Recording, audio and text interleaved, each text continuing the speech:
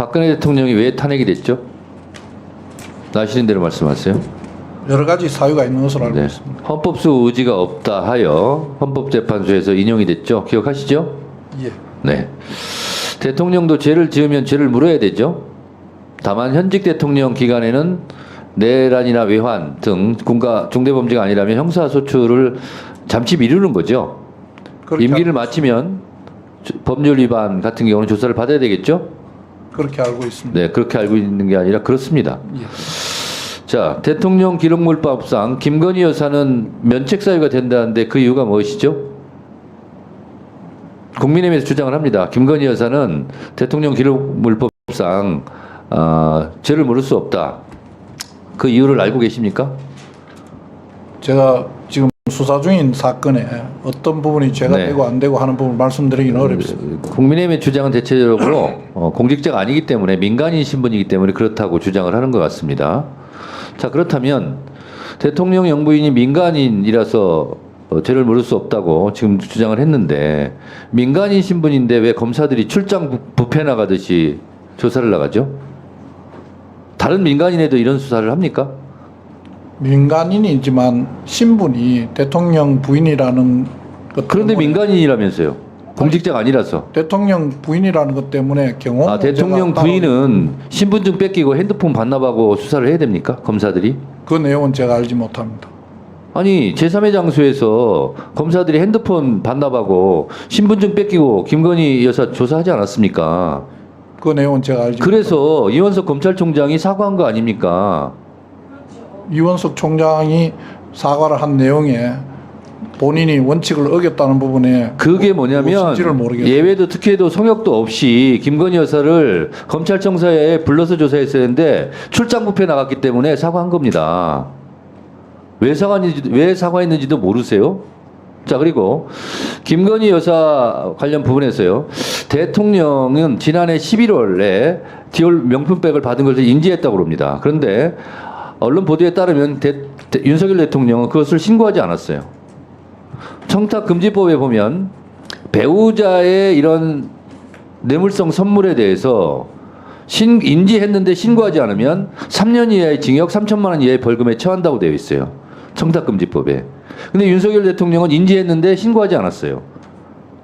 그러면 윤석열 대통령도 3년 이하의 징역 3천만 원 이하의 벌금에 처한다. 란 법조항에 적용을 받아야 돼요. 어떻게 생각하십니까? 지금 수사 중에 있으니까 수사팀에서 판단할 것으로 알고 있습니다. 할 말 없으면 수사 중이죠. 그렇게 이야기했습니다. 그건 너무 하신 것 같습니다. 자, 뭐라고요? 그렇게 제가 어떤 말을 하든 간에 그렇게 판단하신다고 하는 건 너무 하신다는 것 같습니다. 뭘 너무합니까? 제 생각을 말씀을 드렸는데 아니 수사 중이라서 말할 수 없다면서요.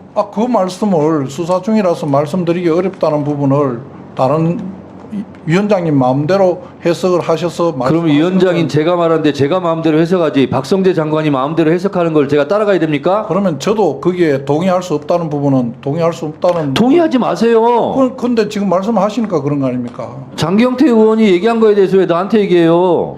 동의하지 마시라고요. 본인 말씀을 중단한 거잖아요. 아니 장관님. 전달 안 하셔도 들립니다. 장경태 의원 조용하시고. 장관님. 아니 제가 아까 물을 때 대통령도 법정의 예외 대상이 아니다라고 본인이 얘기했어요. 근데 언론 보도에 따르면 청탁금지법상 인지했는데 신고하지 않았어요. 그러면 3천만 원 이하 3년 이하의 징역에 처한다고 법정이 돼 있다고요.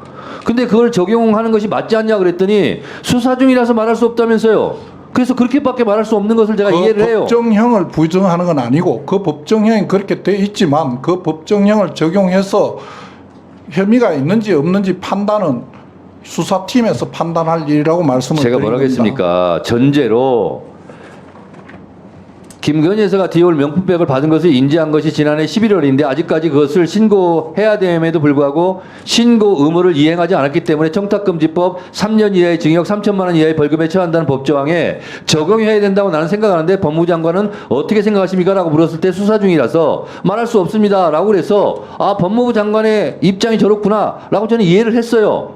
수사 중이란 말밖에 뭘 더 하겠습니까? 대통령 처벌받아야 됩니다라고 어떻게 말을 할 수 있겠냐고요, 법무부 장관이. 그래서 그걸 제가 신모 원료 차원에서 그렇게 그냥 얘기한 겁니다. 아셨어요? 근데 위원장의 해석이죠. 당연히 제 해석이죠. 그래서 저는 제가 동의하기 어렵다고 참 이상한 말씀드린 분이시네요. 동의하지 마시라고요. 겁니다. 예, 그렇습니다. 동의하지 마시라고. 누가 동의하라고 강요했습니까? 말씀을 하시지 않습니까? 그 장경태 의원하고 끝나고 얘기하세요, 두 분이.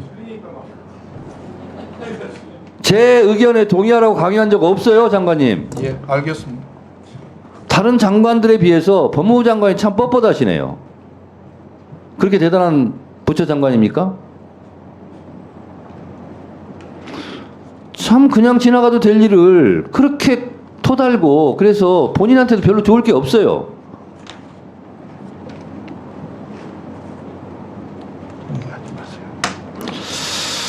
질의를 다 마쳤습니다.